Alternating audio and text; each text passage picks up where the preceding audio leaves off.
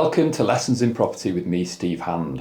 So today I've got Anthony Chadwick with me, who's head of our advice team. So we arrange a lot of bridging and development finance, and something that's really important to bear in mind is beginning with the end in mind.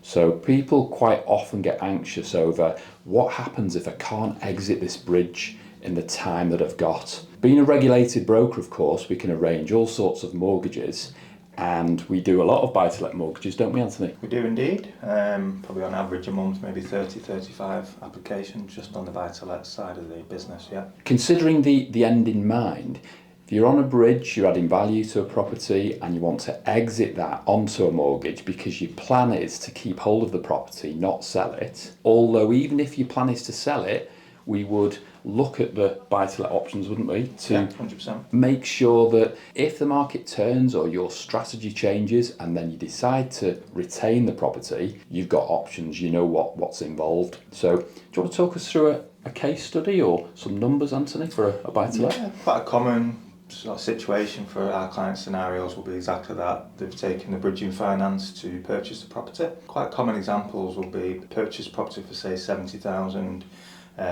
with the help of a bridge and the client's own funds, spending anything from 15 to 20k on the refurb, which would usually involve possibly new kitchen, bathrooms, general cosmetics, just improvement of the property. It's maybe risen from the original purchase price at 7 to maybe 110, 120. Typical example with a buy-to-let lender will be refinance at 75% loan to value, which again would be around the 90,000 mark, which effectively will repay the bridging finance, replenish a lot of the money that the client's put into the refurb as well. The new lender then will base all of that off affordability. The client's got a new tenant in, paying the monthly rent.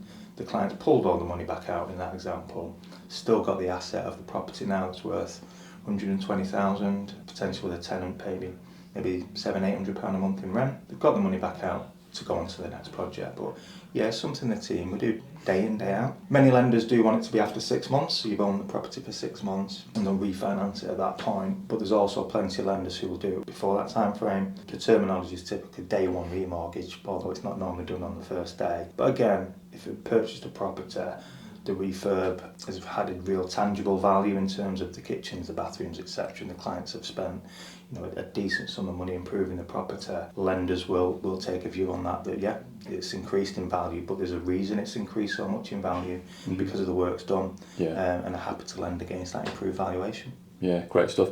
And even if we can change somebody's bridge onto a mortgage in 6 months or inside 6 months, yeah, we usually apply caution and add more months onto the term. So if it was a typical 6-month project, including refinancing onto the buy-to-let mortgage, yeah, we would, for instance, arrange a 9 or a 12-month term on the bridge. Yeah. Because it just gives you a little bit more breathing space, you're under a little bit less pressure.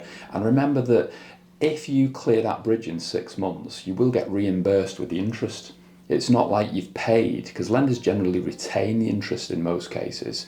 And if it was a 12-month bridge, they're retaining 12 months worth of interest.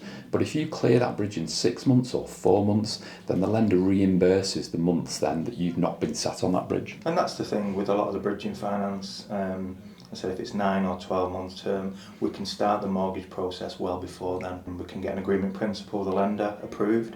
So you might not be ready to apply fully for the mortgage at that point, but the advisor's already done the research. We know which lenders to place it with. As a client, you'll have an idea of costs, so what that's going to look like for you.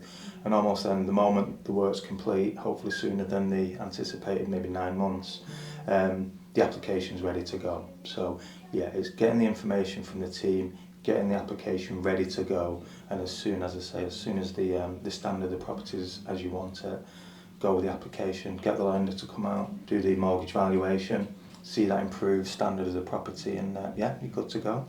Great stuff. So there we go. And that's from Anthony Chadwick, who's our most senior member of the team, in the kindest, most respectful manner. Thanks, Steve. Many years' experience.